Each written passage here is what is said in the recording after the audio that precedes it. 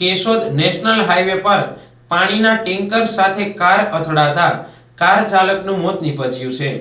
Motor car highway પર ડિવાઈડરમાં વૃક્ષોને પાણી છંટકાવ કરી રહેલા પાણીના ટેન્કર સાથે અથડાતા અકસ્માત સર્જાયો હતો।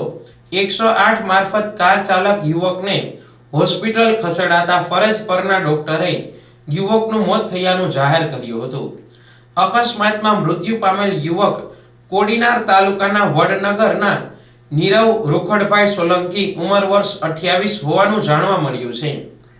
અકસ્માતની જાણ થતા યુવકના પિતા અને મિત્રો કેશોદ હોસ્પિટલે દોડી આવ્યા હતા।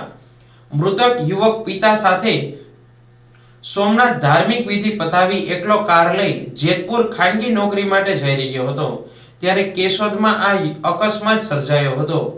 આવતા મહિને મૃતક યુવકના 3 બહેનોના લગ્ન નક્કી થયા હોય, હવે બહેનોના લગ્નમાં જવતલ કોણ હોમશે તેમ કહી પિતા વલોપાત કરી રહ્યા છે। પોલીસે મૃતકના પોસ્ટમોર્ટમ સહિતની કાર્યવાહી હાથ ધરી છે।